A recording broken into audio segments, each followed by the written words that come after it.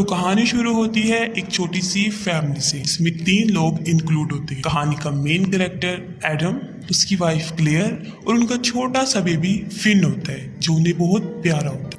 हमें पता चलता है कि वो लोग कुछ अरसा पहले ही आयरिश नामी एक गांव में रहने आते हैं जो जंगल के बिल्कुल बीच में होता है, यानी उनके आसपास कोई घर मौजूद नहीं होता। वो लोग वहाँ पर बिल्कुल तन्हा रहते। उनके यहाँ आने की रीजन ये थी क्योंकि एडम का प्रोफेशन बायोलॉजिस्ट था। वो यहाँ पर रिसर्च करने आया था उन ट्रीज की जो मुर्दा हो या फिर बीमार हो। वो एक एक करके हर ट्री को चेक करता। जब उसे ये कंफर्म हो जाता कि ये ट्री डेड है या बीमार है तो वो उसको कट करवा देता। जो घर उनको दिया जाता था वो बिल्कुल जंगल के बीच में था और जंगल बहुत बड़ा था, बहुत भयानक था, बहुत खतरनाक था। उस घर के आसपास कोई मेन रोड, कोई सड़क भी नहीं निकलती थी, लेकिन उनको यहाँ पर आना था क्योंकि ये एडम का प्रोफेशन था। इसी चीज को पेश नजर रखते हुए एडम और उसकी वाइफ यहाँ पर रहने के लिए एग्री हो जाते हैं। जो घर उनको रहने के लिए दिया जाता वो मुकम्मल लकड़ी से बना था और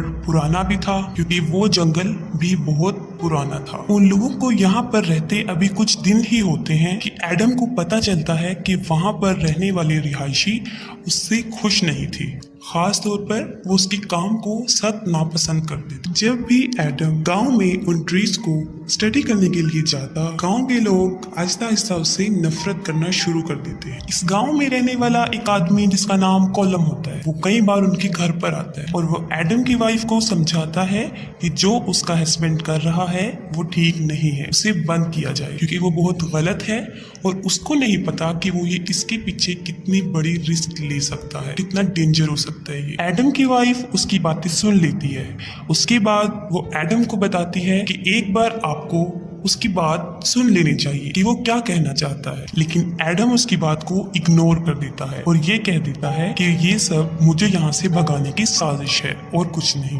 क्योंकि एडम यहाँ पर इरादा करके आया था कि वो अपना काम किए बगैर यहाँ से नहीं जाएगा और वो किसी भी सूरत में अपने काम को अधूरा छोड़ना नहीं चाहता था। फिर हम देखते हैं कि कॉलम एडम की वाइफ को बार बार समझाने की कोशिश करता है। वो सब इसलिए कर रहा होता है क्योंकि कुछ साल पहले उसकी बेटी भी इसी जंगल में गुम हो जाती है जो दोबारा वापस कभी भी नहीं आती। उसकी बेटी की ना कोई डेड बॉडी मिली और ना वो उनको जिंदा मिली। उसकी वजह क्या थी ये कोई नहीं जानता था सिवाय वहाँ के रहने वालों की, क्योंकि गांव के लोगों को पता था कि इसके पीछे बहुत सी कहानियां हैं जिसपे वो मुकम्मल ट्रस्ट करते थे। गांव वालों की सोच के मुताबिक उस जंगल में उनके अलावा एक और दुनिया भी रहती थी, एक खतरनाक दुनिया जिन्हें मॉन्स्टर की दुनिया कहा जाता है, जो बहुत खतरनाक होते हैं और जानलेवा होते हैं। और स्ट्रेंज यहाँ पर यह है कि वो किसी ने भी नहीं देखे, बस महसूस किया जाता है उनको। लेकिन वो मॉन्स्टर्स तब तक किसी इंसान को कुछ नहीं कहते जब तक कि इंसान उन्हें कोई नुकसान ना पहुंचाए। इन मॉन्स्टर्स के पीछे मुख्तलिफ कहानियां थी, लेकिन कोई भी इसको सही तरीके से समझ नहीं सका क्योंकि उनको कभी किसी ने देखा ही नहीं था। इसके पीछे बहुत से लोगों ने स्टडी की, लेकिन जिसने इसको जानने की कोशिश की अभी तक यही पता चला है कि वो जिंदा नहीं बच सका। यही वजह थी कि मिस्टर कॉलम जो उसकी वाइफ को बार बार मना कर रहे थे, वो भी इस जंगल से काफी डिस्टर्ब थे क्योंकि उसके नजदीक ये गांव कोई अच्छा नहीं था क्योंकि यहाँ से उसकी बेटी गायब हुई थी, लेकिन कोई भी आज तक ये जान नहीं सका कि वो कहाँ गई है या उसे कोई लेकर गया। पहले जब कॉलम यहाँ पर आया था उसको भी इन कहानियों पर यकीन नहीं था, लेकिन उसकी बेटी के गुम होने के बाद ये एक राज ही रहा कि उसकी बेटी कहाँ गई है, तो उसको भी इन कहानियों पर यकीन आने लगा और इसी बात को मद्देनजर रखते हुए वो एडम की वाइफ को समझा रहा था कि वो यहाँ से चले जाए। लेकिन हमें ये पता है, हम इस बात पर यकीन रखते हैं कि ये इंसान की नेचर में शामिल है कि वो किसी की बात नहीं समझता जब तक कि खुद उस मसले से, उस बात से दो चार ना हो जाए, जब तक कि वो खुद उसका एक्सपीरियंस हासिल न करे। एडम के साथ भी यही था, वो इन सबको फिक्टोरियस समझ रहा था, रियलिटी नहीं। अपनी स्टडी के दौरान एडम को यहाँ पर काफी अजीब चीजें महसूस और उसने देखी। वो जंगल में अपनी रिसर्च के लिए जाता है तो वो देखता है कि दरख्त में से ब्लैक तरह का लिक्विड निकल रहा है उसके बाद वो ब्लैक लिक्विड पर रिसर्च करता है। वो देखता है कि इस तरह का स्ट्रक्चर उसने आज से पहले कभी भी नहीं देखा, लेकिन फिर भी वो उसको उन मॉन्स्टर से कंपेयर नहीं करता और अपनी स्टडी को, अपनी रिसर्च को आगे बढ़ाता है। वो समझता है कि ये एक न्यू इन्वेंशन है, लेकिन हम क्या देखते हैं कि उसी रात से उनके साथ वाकयात होना शुरू हो जाते हैं। उनके साथ कुछ भयानक होना शुरू हो जाता है। उनके साथ जो पहला इंसिडेंट होता है वो ये होता है कि उनके बेबी के रूम से कुछ अजीबोगरीब आवाजें आने लगी और उसके बाद बेबी के रोने की आवाज। ये सुनकर दोनों हस्बैंड वाइफ अपने बेबी के रूम में उसे देखने जाते हैं। बेबी के रूम में आते ही वो देखते हैं कि किसी ने वहां पर लैंप और विंडो के शीशे को तोड़ दिया। इस सिचुएशन को देखते हुए वो फौरन पुलिस को कॉल कर दी। उसके बाद एडम को ये बात महसूस होती है कि ये किसी की शरारत है, वहां पे रहने वालों की, जो उनको डराना चाहते हैं ताकि वो अपना काम, अपनी रिसर्च यहाँ पर छोड़कर यहाँ से चले जाएं। जब पुलिस वाला वहां पर पहुंच जाता है, वो सारी सिचुएशन को देखने के बाद एडम को बताता है एक अजीब बात कि ये किसी बर्ड का काम है, किसी इंसान का काम नहीं। पुलिस वाला उनको ये भी बताता है कि इस जंगल में काफी अजीबोगरीब चीजें रहती और उनको यहाँ से चले जाना चाहिए, लेकिन एडम उसकी बात पर भी यकीन नहीं करता और क्लेयर उसकी बातों से डर जाती है। पुलिस वाले की बातें सुनने के दौरान एडम की वाइफ को याद आता है कि जब वो यहाँ पर आए थे, उनके घर के विंडोज पर लोहे के बड़े बड़े रॉड लगे हुए थे। दिखने में ये चीज काफी अजीबोगरीब नजर आई, इसीलिए उसकी वाइफ ने वो सारे रॉड वहां से हटा दिए। उसकी वाइफ को उस जगह से खौफ आने लगता है और वो भी उन लोगों की बातों पे यकीन करना शुरू हो जाता, लेकिन एडम उसको समझाता है कि ऐसा कुछ नहीं होता, ये सब उन लोगों की चाल है। फिर हम देखते हैं अगले दिन एडम अपने बेटे को लेकर मार्केट कुछ परचेजिंग करने जाता है और वो देखता है उन लोगों का रवैया, तो काफी हैरान हो जाता है कि कोई भी उनको पसंद नहीं करता। गांव के लोगों का बिहेवियर देखकर वो काफी डिसहार्ट होता है और उनकी आने जाने का जो रास्ता होता है वो बाकी लोगों से अलग रखा गया था। खरीदारी करने के बाद शाम को वो वापिस अपने घर पर लौट कर आता है, लेकिन क्या देखा जाता है कि बीच जंगल में उनकी गाड़ी खराब हो और उसे अपने से ज्यादा अपने बेटे की फिक्र होती है जो कार में उसके साथ होता है, और उनकी गाड़ी ठीक नहीं होती और उनको वहीं पर शाम जाती है और शाम तक वो आवाजें और तेज होना शुरू हो जाती है। इसके बाद वो अपने प्रोटेक्शन के लिए डिग्गी खोलता है और उसमें से कुछ निकालता है। वो डिग्गी से सामान निकाल ही रहा होता है कि अचानक उस पे कोई चीज हमला कर देती है और वो डिग्गी के अंदर गिर जाता है और अंदर जाकर बेहोश हो जाता है और काफी देर तक वो वहीं पड़ा रहता है। और जब उसको होश आती है तो वो देखता है मैं तो डिग्गी में बंद हूँ और मेरा बेटा भी रो रहा है गाड़ी। अभी ये सोच ही रहा होता है कि उसको कुछ आहट महसूस होती है कि कोई गाड़ी के ऊपर चढ़ रहा है, कोई दरवाजा खोलने की कोशिश कर रहा है। वो अपने बच्चे की जान बचाने के लिए डिग्गी से निकलने की काफी कोशिश करता है, स्ट्रगल करता है, लेकिन ऐसा नहीं कर पाता। उसके बाद वो पिछली सीट को फाड़ देता है और उसमें से सुराख करके अपने बेटे को वहां से निकाल देता है और अपने बेटे की जान बचा लेता है। उसके बाद वो अपने बेटे को लेकर वापस घर आ जाता है और काफी डिसअपॉइंट होता है कि अब उसको भी ये कहानियां सच लगने लगी कि उसके साथ लाइव इंसिडेंट हो चुका था। वो काफी अजीब होता है, अपनी गन लेता है और फौरन पुलिस को फोन करता है। ये सब माजरा देखकर क्लेयर पूरी तरह डर जाती है। उसकी थोड़ी ही देर बाद हम देखते हैं कि घर में लाइट ऑफ हो जाती है और वो लोग पूरी तरह डर जाते हैं क्योंकि वहां पर उन्हें किसी के मौजूद होने का एहसास हो। उसके बाद एडम भी उस जगह को छोड़ने का फैसला कर लेता है। वो अपनी बीवी को कहता है कि वो कुछ जरूरी सामान अपने साथ ले ले क्योंकि आज रात उनको वो जगह छोड़नी है क्योंकि वो यहाँ से जा रहे हैं। एडम सोचता है कि हमारी हेल्प करने वाला यहाँ कोई नहीं है, तो मैं अपनी बेबी और अपनी वाइफ को लेकर खुद ही गाड़ी ड्राइव करूंगा और उन्हें यहाँ से ले जाऊंगा। अभी वो अपने घर से निकल ही रहे होते हैं कि वो देखते हैं उनके आसपास मॉन्स्टर्स हैं। उन्हें ऐसा फील होता है लेकिन वो उनको नजर नहीं आती क्योंकि वो अंधेरे में। इस दौरान उनका डॉग गुम हो जाता है जिससे वो मजीद खौफजदा हो जाते हैं। किसी तरह बड़ी मुश्किल से वो अपनी गाड़ी की तरफ जाते हैं और एडम उसको स्टार्ट करने की कोशिश करता है। उनके इर्द गिर्द बहुत से मॉन्स्टर्स थे और अब वो उनको नजर आने भी लगे थे और वो उन लोगों को मजीद डरा रहे थे जिससे क्लेयर बहुत ज्यादा डर जाती है और उसके हाथ से गाड़ी बेकाबू हो जाती है और गाड़ी उनकी उल्ट जाती है। उसके बाद वो लोग बहुत मुश्किल में फंस जाते हैं। उनके पास कोई रास्ता नहीं होता, इसीलिए वो दोबारा लौटकर अपने घर वापस आ जाते हैं और किसी जगह पर जाकर छुप जाते हैं ताकि वो वहां पर जिंदा रह सके। उन लोगों को ये रियलाइज हो जाता है कि यहाँ से निकलना आसान नहीं, काफी मुश्किलात आ। वो दोनों उन मॉन्स्टर्स को डिस्कस कर रहे होते हैं। काफी हद तक उन मॉन्स्टर्स की बातों के बारे में जान लेते हैं। उन मॉन्स्टर्स की हकीकत उन्हें पता चलना शुरू हो जाता है। क्लेयर उसे बताती है कि ये लोग रोशनी और अंधेरे से बहुत ज्यादा डरते हैं और उन्हें बर्दाश्त नहीं कर पाते। वो उसे बताती है कि जब हम यहाँ पर आए थे स्टार्टिंग में तो वो देखती है कि लोहे के रॉड वहां नजर थे। वो सोचती है कि ये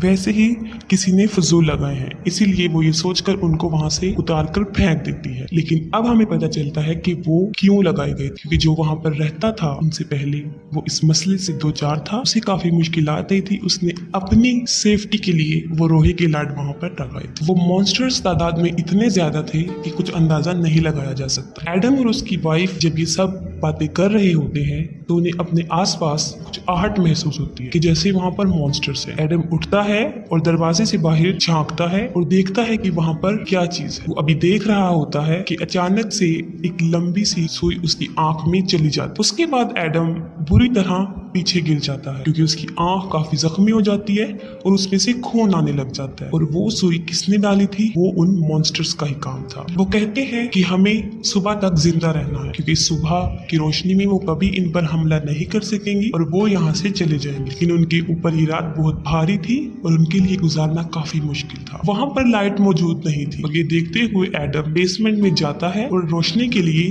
जनरेटर को स्टार्ट करना शुरू कर देता है। वो जनरेटर स्टार्ट कर रहा होता है कि उसको अपने अंदर कुछ स्ट्रेंज सी चेंजिंग फील होना शुरू हो जाती है कि जैसे उसकी बॉडी में कुछ चेंजिंग आ रही है, कुछ हो रहा है उसके साथ। उसकी वजह ये थी कि उन मॉन्स्टर्स ने उसकी आंख में उस सुई के जरिए कुछ डाल दिया था। वो फौरन मिरर में देखता है। वो देखता है कि उसका फेस बिल्कुल उन मॉन्स्टर्स की तरह बनता जा रहा है और उसकी वजह ये थी कि उन मॉन्स्टर्स ने अपना कुछ पार्ट उसकी आंख में दाखिल कर दिया था। हमें पता चलता है कि वो मॉन्स्टर्स काफी हजार सालों से वहां पर मौजूद। जाहिर है इतने ओल्ड मॉन्स्टर्स थे तो वो बहुत खतरनाक हो चुके थे और बहुत भयानक। और इन मॉन्स्टर्स की एक बड़ी बात ये है कि वो कुछ ही वक्त में एक आम इंसान को बिल्कुल अपने जैसा बना सकते थे। और बिल्कुल ऐसा ही एडम के साथ भी हो रहा था। एडम की बॉडी बदल रही थी, उसका कलर बदल रहा था और वो बिल्कुल उन मॉन्स्टर्स की तरह बनता जा रहा था। लेकिन वो देखकर काफी डिसअपॉइंट हो जाता है कि अगर वो मॉन्स्टर बन गया तो वो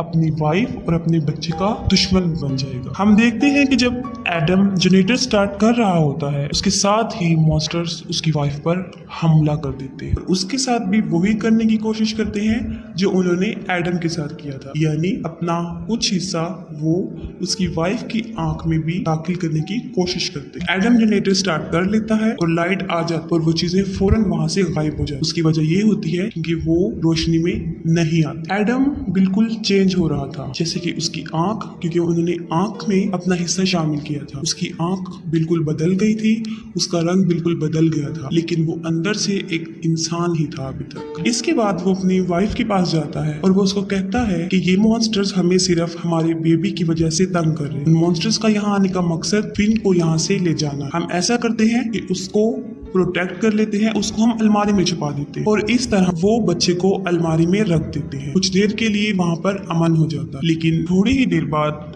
वो नोट करते हैं कि अलमारी में से उनके बच्चे की आवाज नहीं आ रही और वो काफी एजिटेटेड हो जाती है, फरी हो जाती है। और एडम के लाख मना करने के बाद भी वो उस अलमारी के दरवाजे को खोल देती है जहां पर उनका बच्चा लेटा होता है। वो जैसे ही अलमारी खोलती है वो एक अजीब चीज दिखती है, एक बहुत भयानक मॉन्स्टर्स, एक काले रंग का मॉन्स्टर्स उनके बच्चे को वहां से ले जा रहा है। हालांकि अलमारी में से कोई ले जाने की जगह नहीं थी, तो वो कहाँ से ले जा रहा था? वो दीवारों में से उनके बच्चे को ले जा रहा था। वो दोनों अपने बच्चे को बचाने की काफी कोशिश करते हैं, उसके पीछे भागते हैं, लेकिन नाकाम रहते हैं क्योंकि वो मॉन्स्टर्स उनके बच्चे को वहां से लेकर भाग जाता है। वो मॉन्स्टर्स उनके बच्चे को जंगल में लेकर जाता है। एडम की हालत कुछ ठीक नहीं होती, इसीलिए उसकी वाइफ अपने बच्चे को ढूंढने के लिए उस मॉन्स्टर्स के पीछे जाती है। कुछ दूर चलने के बाद वो देखती है कि उसके बच्चे को एक तालाब में फेंक दिया है। ये देखकर वो फौरन अपने बच्चे को बचाने के लिए उस तालाब में कूद जाती है और वहां से अपने घर आ जाती है अपने बच्चे के साथ। वो अपने बच्चे को लाकर एडम के हाथ में देती है।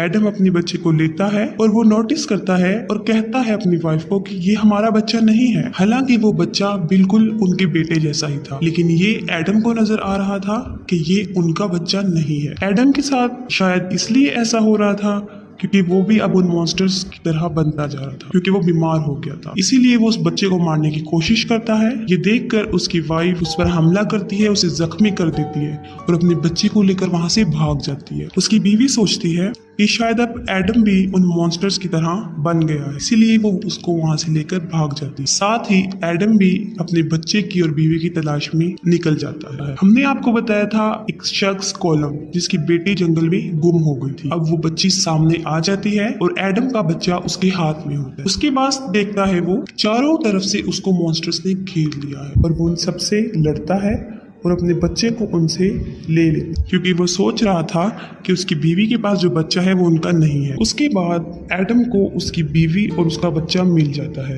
वो उसको यकीन दिलाता है कि तुम एक दफा मेरे ऊपर भरोसा करो और देखो ये बच्चा हमारा नहीं है। उसकी बीवी के लिए ये सोचना काफी मुश्किल था, क्योंकि वो बिल्कुल बच्चा उनके अपने बच्चे जैसा था, हूबहू, वही कपड़े, वही चेहरा। लेकिन वो एक आखिरी बार एडम पे भरोसा करती है और उसके सामने आ जाती है। उसके बाद वो बच्चा जो एडम के पास होता है वो उस बच्चे को लेती है और वहां से फौरन भाग जाती है। एडम वहां पर खड़ा रहता है और फौरन वहां पर सब मॉन्स्टर्स आ जाते हैं, उस पर हमला कर देते हैं और उसको जान से मार देते हैं। उसके बाद दोबारा रात हो जाती है। एडम बिल्कुल सही कह रहा था कि वो बच्चा उनका नहीं है, क्योंकि मॉन्स्टर्स धूप में जल जाते हैं, इसलिए वो बच्चा उस धूप में जल गया था। एडम का अंदाजा बिल्कुल ठीक था कि अगर वो अपने बच्चे को वहां छोड़ देती, उस बच्चे को ले जाती, तो वो अपने हकीकी बच्चे को वहां पर खो देती। ऐसा उन्होंने इसलिए किया था क्योंकि उन मॉन्स्टर्स का टारगेट होता है कि बच्चे को उठाकर ले जाते हैं और उन्हें अपनी दुनिया में ले जाते हैं, लेकिन इस बार वो नाकाम।